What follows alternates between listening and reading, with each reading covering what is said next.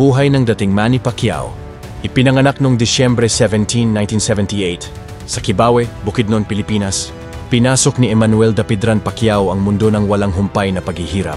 Ang kanyang ina, si Dionisia, isang solong magulang matapos iwanan ng kanyang ama ang pamilya, ay nagkamot ng mga sentimos sa pamamagitan ng pagtitinda ng pandesal, bread rolls, at mga candy sa mga lansangan ng General Santos City.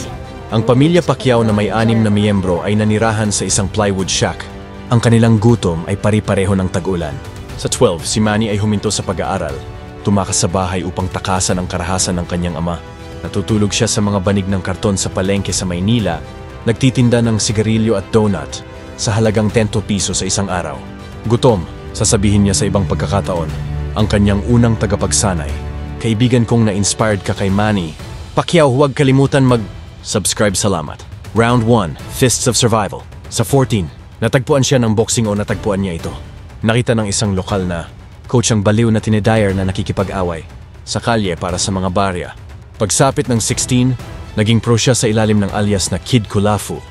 Pinangalanan sa isang lokal na alak na lumaban ng 100 pesos, 2 hour isang laban. Ang kanyang maagang record ay hindi kapansin-pansin, mga pagkatalo, mga draw at isang katawan na hindi pa tumitigas. Ngunit pinatalas ng desperasyon ang kanyang mga kamao. Noong 1995, natulog siya sa storage room ng gym, nagnanakaw ng bigas mula sa locker room upang mabuhay. Round 2, The Pact with Destiny. Noong 1998, hinagisan siya ng tadhana ng isang linya ng buhay.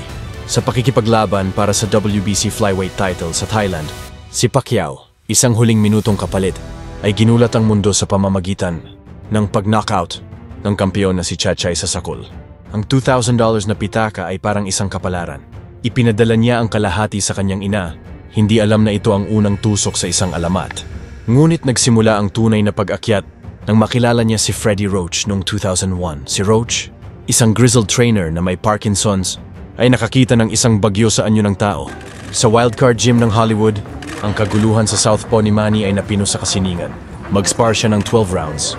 Tumakbo ng 5 milya, pagkatapos ay humingi ng higit pa, paggunita ni Roach. Round 3, ang pagsakop ng timbang at kahanga-hanga.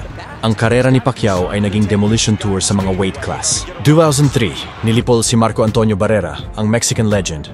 Sa featherweight, isang tagumpay na nagbinyag sa kanya bilang tsunami ng boxing. Tuan Soy, paglipat ng 6 na dibisyon, sa itaas ng kanyang debut weight, pinahiran niya ng starch si Oscar de la Hoya na huminto sa kanyang dumi. Hindi ka lang mahusay, nakakatakot ka, sabi ni de la Hoya sa kanya. 2009, isang second round, KO ni Ricky Hatton ang nag-iwan ng 140-pound supremacy sa mga guho. 2015, ang fight of the century, laban kay Floyd Mayweather Jr. Kahit na isang pagkatalo, ay nakakuha ng 600 milyon patunay ng kanyang pandaigdigang magnetismo.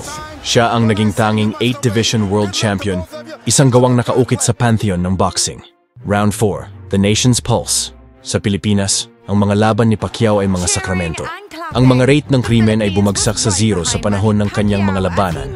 Ang mga rebelde at sundalo ay nagdeklara ng tigil-tigilan upang bantayan. Ang kanyang palayaw, Pacman, ay sumisimbolo sa isang bansang lumalamon ng pagdududa.